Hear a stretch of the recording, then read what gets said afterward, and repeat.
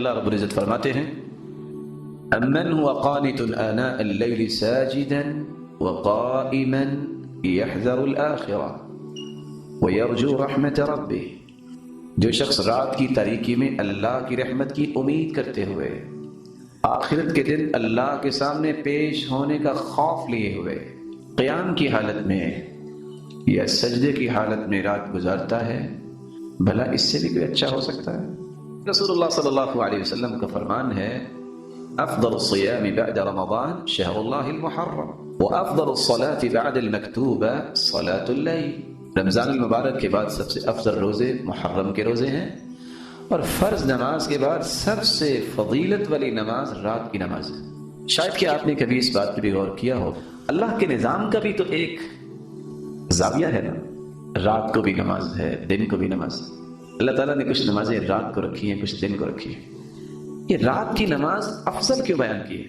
ایک دوسری روایت اس کی وضاحت کرتی ہے صلاة الرجل حيث لا يراه الناس تعدل ب25 صلاة حيث يراه الناس، وہ نماز جو تم اکیلے پڑھتے ہو کوئی نہیں دیکھ رہا، اور وہ نماز جو لوگوں کے سامنے تم پڑھتے ہو، جو اکیلے انسان پڑھتا ہے وہ 25 گنے اس نماز سے زیادہ اجر والی ہوتی ہے جو لوگوں کے سامنے پڑھی جاتی ہے۔ سبب کیا ہے؟ اس وقت اس کے ذہن میں کوئی سوال ہی پیدا نہیں ہو سکتا کہ کوئی دیکھ رہا ہے، خالص اللہ کی رضا اور اللہ رب العزت کے ساتھ وہ محبت اور وہ نماز کے ساتھ وابستگی پیدا ہوتی ہے جو لوگوں کے سامنے نہیں ہو سکتی۔ اور ایک اور بھی اللہ تعالیٰ نے اس کا پہلو رکھا ہے جس کو ہمیں سوچنا چاہیے، انسان جتنا بھی تقوی اختیار کرے، خشوع اختیار کرے، تو ظہر اور عصر کی نماز میں کتنا کو رو سکتا ہے؟ نہیں روئے گا، شرما جائے گا کہ لوگ کیا کہیں گے۔ رات کی نماز جتنی ہے اللہ تعالیٰ نے اس لیے کچھ رات کو نماز رکھ دی ہے، چلو میرے بندے تم اس بات سے ڈر گئے کہ میرا چہرہ بگڑے گا، لوگ کیا کہیں گے، اندھیرا ہے اب چہرہ بگاڑ لو، جتنا بگڑے گا مجھے اتنا ہی پیارا لگے گا، یہ کہ اللہ رب العزت کو تو پیارا دل چاہیے۔ من قام ب10 آیات لم یکتب من الغافلین، جو عشاء سے لے کے صبح کی نماز تک 10 آیتیں کھڑا ہو کے اللہ کے سامنے پڑھ لے، اللہ رب العزت غافلوں میں سے اس کا نام کاٹ دیتے ہیں۔ ورکشاپ ہے 10 آیتیں۔ میں اس کو ایک اور زاویے سے بھی پیش کرنا چاہوں گا، ہو سکتا ہے 10 آیتیں کسی پر بھاری ہو جائیں۔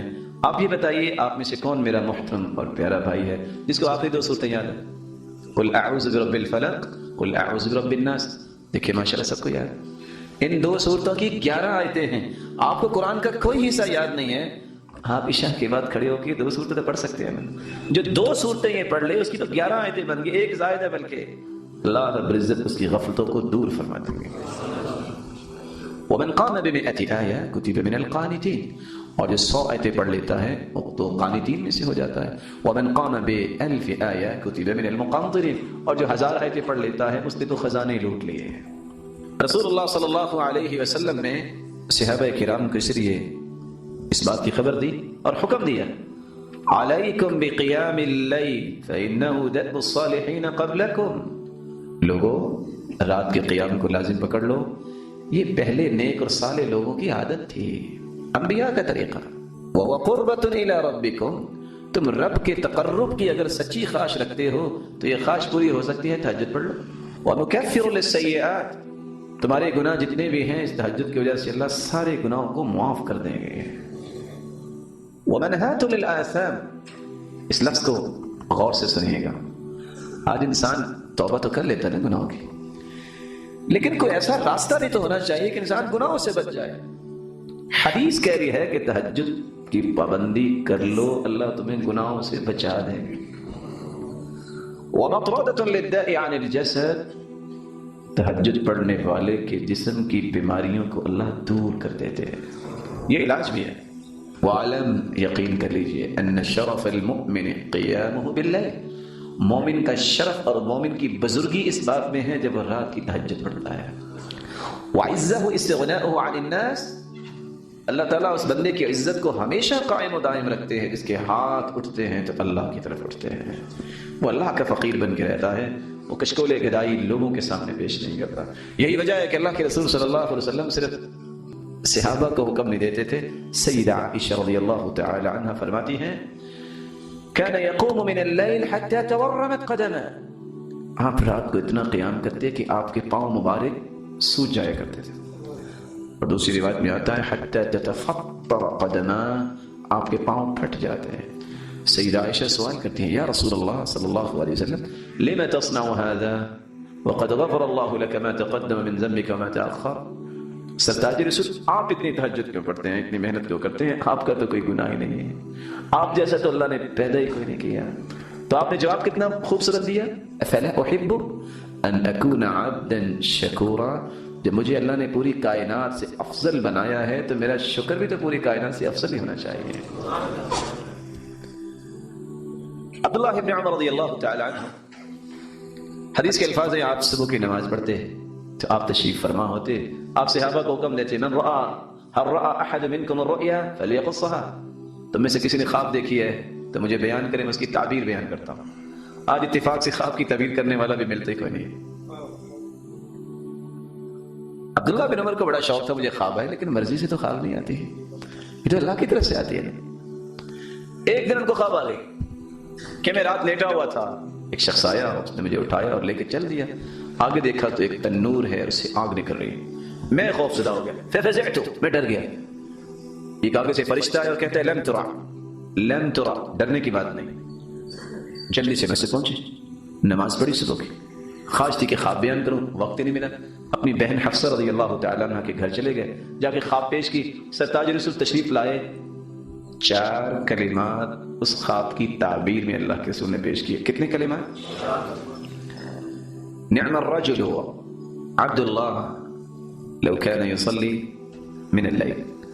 عبداللہ بہت اچھا انسان ہے اگر وہ تہجد پڑھنے لگ جائے. فهذه الكلمات الأربعة، فهذه 4 كلمات غيرت حياة عبد الله بن عمر. کتنی عمر تھی اس کے بعد؟ 84-86 سال زندہ رہے. نافع غلام بتاتے ہیں پھر دوبارہ زندگی میں رات کو اس وقت تک سوتے نہیں تھے جب تک تہجد نہ پڑھ لیتے. پیالہ پانی کا رکھا ہوتا ہے، جب اونگ آتی تو بھگو کے اپنے چہرے پہ لگا لیتے. پھر خواب آئے، اللہ کے رسول کے پاس پہنچے. سرتاج رسول خواب میں نے دیکھا کہ ریشم کا ایک ٹکڑا ہے اور میں اس پہ بیٹھا ہوں اور جنت میں پہنچ گیا ہوں. اچھا پھر کہتے میں دائیں طرف دیکھتا ہوں تو ٹکڑا ریشم کا اڑاتا ہے تو مجھے ادھر لے جاتا ہے. میں بائیں طرف دیکھتا ہوں جدھر میری خواہش ہوتی ہے ادھر اڑا کے لے جاتا ہے. آپ نے تعبیر کیا کی، نعم الرجل عبداللہ لو كان يصلي من اللیل. عبداللہ بہت اچھا بندہ ہے اگر تہجد کی پابندی کر لے. تہجد کی وجہ سے اللہ تعالیٰ نے کتنے مقامات دکھا دیے. آج یہ نعمت آہستہ آہستہ ختم ہو گئی ہے. رسول اللہ صلی اللہ علیہ وسلم کے صحابی کا بیان ہے کہ اللہ کے رسول جب مدینہ منورہ تشریف لائے تو مدینے والوں کو سب سے پہلا پیغام کیا دیا تھا؟ قدمت المدینہ ورأیت الناس قد انجفلوا الى رسول اللہ صلی اللہ علیہ وسلم. میں مدینہ پہنچا اور لوگ بھاگ رہے تھے، دوڑ رہے تھے خوشی سے. کیا کہہ رہے تھے؟ قدم رسول اللہ، قدم رسول اللہ، قدم رسول اللہ. اللہ کے رسول صلی اللہ علیہ وسلم تشریف لے آئے. میں نے بھی دیکھنا چاہا کہ کون سی مبارک ہستی ہے. جب میری پہلی نظر آپ کے رخ انور پہ پڑی تو میری زبان بول اٹھی ان هذا الوجه ليس بوجه كذاب، یہ مبارک چہرہ جھوٹا نہیں ہو سکتا. اور آپ سب سے پہلا پیغام کیا دے رہے تھے؟ افشوا السلام، لوگوں سلام کو عام کرو. واطعموا الطعام، لوگوں اللہ کی رضا کے لیے لوگوں کو کھانا کھلایا کرو. وصلوا الارحام، رشتہ داروں کے ساتھ اچھا سلوک کیا کرو. وصلوا باللیل والناس نیام، جب لوگ سو رہے ہو تو تم اللہ کے سامنے کھڑے ہو کے تہجد پڑھا کرو. یہ پہلا پیغام تھا. اور آج انسان کتنا پریشان ہوتا ہے کہ میری کوئی بات سن لے، کوئی مان لے، منتیں کرنی پڑتی ہیں. لیکن ایک یہ پہلو ہے، دوسرا وہ پہلو ہے ينزل ربنا تبارک وتعالى كل ليلة الى السماء الدنيا حين يبقى ثلث الليل الاخر. صحیح بخاری اور مسلم کی روایت ہے، رات کا جب تہائی حصہ رہ جاتا ہے تو اللہ رب العزت آسمان دنیا پہ نزول فرماتے ہیں جیسا کہ اس کی شان کو لائق ہے. اور پھر کیا فرماتے ہیں؟ من يدعوني فاستجیب له، کوئی ہے میرے بندوں میں سے مجھ سے دعا کرنے والا، میں اس کی دعا کو قبول کروں. من يسألني فأعطيه، کوئی ہے جو سوالی میں اس کے سوال کو سن کر اس کو عطا کر دوں. من يستغفرني فأغفر له، کوئی ہے جو اپنے گناہوں کی بخشش مانگتا ہے اسے معاف کر دوں. اور دوسری روایت کے الفاظ ہیں هل من مستغفر، کوئی ہے بخشش مانگنے والا. هل من مسترزق هل من داع، کوئی ہے رزق کا متلاشی؟ فلا يزال كذلك حتى يضيء الفجر، جب تک فجر کا وقت نہیں ہو جاتا مالک الملک اپنے بندوں کو بلاتے ہیں، آؤ مجھ سے جو لینا ہے لے لو۔ اللہ رب العزت اس وقت کو غنیمت سمجھنے کی توفیق عطا فرمائے۔ رسول اللہ صلی اللہ علیہ وسلم کا فرمان ہے اللہ تعالیٰ 3 لوگوں کو بہت پسند کرتے ہیں، ثلاثة يحبهم الله ويضحك إليهم ويستبشر بهم، 3 لوگوں کو جب دیکھتے ہیں تو اللہ مسکراتے ہیں، خوش ہوتے ہیں۔ ان میں سے ایک وہ ہے، کون سا شخص؟ له امرأة حسناء وفراش لين حسن، بیوی بھی ہے اور نرم ملائم بستر بھی ہے، يذر شهوته ويقوم يذر شهوته ويذكرني ولو شاء رقد، نہ وہ پرواہ بستر کی کرتا ہے نہ وہ پرواہ بیوی کی کرتا ہے، اللہ کے سامنے کھڑا ہو جاتا ہے، اللہ فرشتوں سے مخاطب ہو کے فرماتے ہیں یہ چاہتا تو سو سکتا تھا لیکن میری یاد کے لیے کھڑا ہو گیا، گواہ رہنا میں نے بھی اس کو جنتی بنا دیا۔ اور اللہ تعالیٰ نے کتنی آسانی کی ہے، آج تو اس امت کو تو اللہ نے انعام ہی بڑے دیے ہیں، کیونکہ اس امت کے جو پیغمبر ہیں اس جیسا پیغمبر اللہ نے پیدا ہی نہیں کیا، اور قیامت تک ایسی ہستی آئے گی بے مثال ہستی، ذات کے اعتبار سے بھی بے مثال اللہ نے بنایا ان کو، اور بات کے اعتبار سے بھی بے مثال، ان کی زندگی کا کوئی پہلو اٹھا لیجئے اس جیسی ہستی آج تک چشم فلک نے دیکھی نہیں۔ نبی کیا سناتے ہیں؟ من نام عن حزب او شيء من ذلك فقرأه ما بين صلاة الفجر الى صلاة الظهر كتب له كأنما قرأه من الليل، رات کو تہجد پڑھتا ہے نہیں پڑھ سکا، صبح کی نماز سے لے کے ظہر تک اگر پڑھ لے تو اللہ اجر و ثواب تہجد کا لکھتے ہیں، حالانکہ صبح پڑھی نہیں، رات کو بیدار ہو سکا۔ کل کی ٹھنڈی راتوں میں بھی ساری رات تم سو کے گزار دیتے ہو، اور کتنے ایسے ہیں جو اللہ کے سامنے کھڑے ہو کے سعادتیں لوٹ رہے ہوتے ہیں، اور کتنے ایسے ہیں تم تو سوئے ہوتے ہو وہ جنت کی سعادتوں کے مستحق بن رہے ہوتے ہیں، تم تو سوئے ہوتے ہو اور اس کو یقین ہوتا ہے کہ اللہ عرشوں کا مالک ہے، مجھے کل کو عرش کا سایہ چاہیے، وہ اللہ کے سامنے تہجد پڑھ رہا ہوتا ہے۔ اور یاد رکھ، تم سمجھتے ہو کہ یہ زندگی ہمیشہ رہنے والی ہے، اگر دنیا میں کسی کو بقا ہوتی، سالمیت ہوتی، تو وہ سرتاج رسول محمد مصطفیٰ کو ہوتی، لیکن وہ بھی اللہ کے پاس چلے گئے، تو دنیا میں تو کسی نے نہیں رہنا۔ اس بقیہ زندگی کو غنیمت جانیے، اللہ اکبر، اور اس غنیمت کو بھی اپنے لیے نعمت جانیے کہ مجھے اللہ نے چند سانس دیے ہیں، میں اپنے رب کو راضی کر لوں۔ وہ کیا وقت ہوگا جب قیامت کے دن تم اللہ کے سامنے کھڑے ہوگے اور ان لوگوں کو انعامات سے نوازا جائے گا جو تہجد پڑھنے والے ہیں، تو وہاں جو حسرت کرو گے اس سے بہتر ہے کہ کچھ وقت نکال لو۔ مالک ابن دینار رحمۃ اللہ علیہ جب ان کے بھانجے نے دیکھنا چاہا کہ میرے ماموں کون سی عبادت کرتے ہیں، کیسے کرتے ہیں، اس کے کمرے میں داخل ہوئے، انہوں نے مصلی بچھایا، تہجد پڑھنا شروع کی، قیام میں بھی رو رہے، رکوع میں بھی رو رہے، سجدے میں بھی رو رہے، سحری کا وقت آن پہنچا، اور آخر کیا کہتے ہیں؟ آسمان کی طرف نظر اٹھائے، ما عبدناک حق عبادتک، اللہ تیری عبادت کا حق ادا نہیں کیا، اپنی سفید داڑھی کو ہاتھ میں لیا، اور کیا کہتے ہیں؟ اللہم فحرم شیبۃ مالک علی النار، اللہ ایک ہی گزارش ہے، جہنم پہ اس سفید داڑھی کو حرام قرار دے دے۔ رسول اللہ صلی اللہ علیہ وسلم کی بیان کی ہوئی اس نعمت کو صحابہ نے سمجھا، تابعین نے سمجھا، سلف صالحین نے سمجھا۔ امام احمد بن حنبل سفر سے واپس آئے، سحری کا وقت ہے، ساتھی نے کہا آپ وضو کر کے تہجد پڑھنے لگے ہیں، وانت قادم من سفر، آپ تو سفر سے واپس آئے ہیں، تو انہوں نے جواب دیا کہ یہ عیب کی بات ہے، ان یکون الرجل من اہل الحدیث، ایک شخص حدیث پڑھنے والا اور پڑھانے والا ہو، ولیس له ورد من اللیل، اور رات کو وہ اللہ کے سامنے کھڑا نہیں ہوتا، یہ تو بہت بڑا عیب ہے۔ اور اسی لیے سلف کہا کرتے تھے الذی لا یوتر رجل سوء، جو رات کو وتر نہیں پڑھتا یہ تو برے آدمی کی نشانی ہے۔ اس لیے رسول اللہ صلی اللہ علیہ وسلم نے صبح کی 2 رکعتیں اور وتر نہ تو سفر میں چھوڑا نہ حضر میں چھوڑا۔ عادت بناؤ، زیادہ نہیں، 8 رکعتیں نہیں، 2 رکعتوں سے شروع کرو، پھر 4 تک پہنچو، 6 تک پہنچو۔ اور آداب یہ ہے، رسول اللہ صلی اللہ علیہ وسلم کا طریقہ مبارک تھا، تہجد پڑھنی ہے آہستہ آہستہ طبیعت کو بناؤ۔ كان اذا قام من الليل افتتح صلاته بركعتين خفيفتين، آپ جب تہجد پڑھتے تو پہلی رکعتوں کو خفیف پڑھتے، ہلکی پڑھتے، رسول اللہ صلی اللہ علیہ وسلم کا مزاج تھا كان لا يزيد في رمضان ولا في غير رمضان على 11 ركعة. صحیح بخاری کی روایت ہے. اب رمضان اور غیر رمضان میں آپ 11 رکعتیں پڑھا کرتے تھے. رسول اللہ صلی اللہ علیہ وسلم نے ادب بیان کیا ہے. تہجد گھر میں پڑھنے کی کوشش کرو. آپ مسجد میں بھی پڑھ سکتے ہیں. سبب کیا ہے؟ صلاة الرجل في بيته افضل من صلاته الا المكتوبة افضل من صلاته في مسجد هذا الا المكتوبة.